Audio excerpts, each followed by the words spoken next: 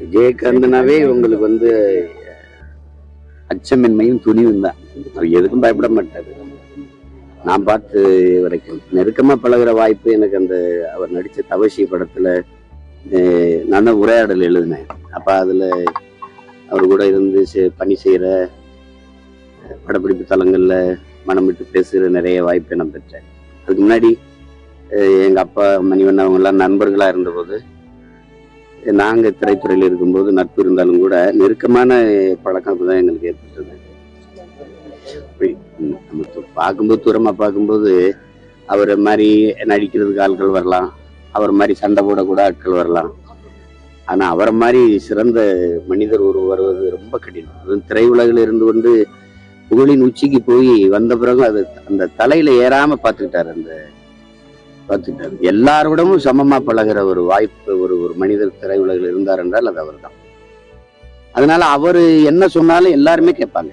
இப்ப அண்ணன் கமல் அவர்களோ, ஐயா ரஜினி அவர்களோ, யாரா இருந்தாலும் அவர் கூப்பிடும்போது விஜய் சொன்ன விஜய் அப்படின்னு எல்லாருமே பாசம் வச்சிருந்தது காரணம் அவர் எல்லாரையும் அதையே பாசத்தோடு அன்போடு நேச்சதுதான் காரணம். அவரை இழந்திருப்பது என்பது அது எப்படி பார்த்தாலும் அதை மனதை தேற்றிக் கொள்ள முடியல.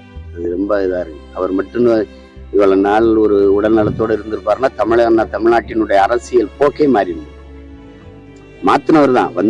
ஒரு முதல் தேர்தலே 6 விழுக்காடு தொற்று, அப்ப பாராளுமன்றத்துல 10.5 விழுக்காடு ஏறி போறதுங்கிறது, அதுவும் ஜெயலலிதா, கருணாநிதி போன்ற பெரிய தலைவர்கள் இருக்கும்போது அது பெரிய துணிச்சல் வேணும்.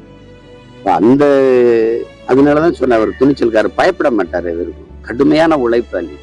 வெயில், மழை, பனி, பசி, பட்டினி, உறக்கம் என்ன 3 நாள் 4 நாள்லாம் தூங்காமலாம் நடிப்பாரு.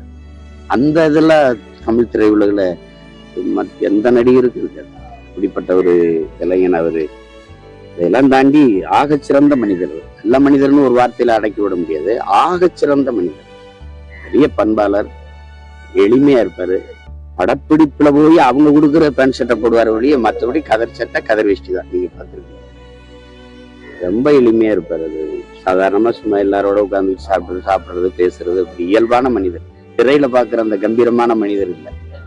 ஆள் தான் அப்படி கம்பீரமா இருப்பாரு வழியே, உள்ளுக்குள்ள ரொம்ப குழந்தையான ஒரு மனம் கொண்டவர்.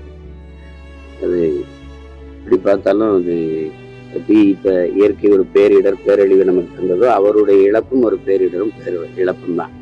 நான் 29 தேதி வரைக்கும் மக்கள் அவங்களுக்கு நிவாரணம் கொடுத்து உதவணுங்கிறது தான் வந்தேன். செய்தி எரிஞ்சோன்னா ரொம்ப மனசு இதா இருந்துச்சு. சரி, உடனே அது எல்லாத்தையும் நிறுத்திட்டு 4 மணிக்கு தானே அடக்கம், நம்ம ஓடிடலான்ட்டு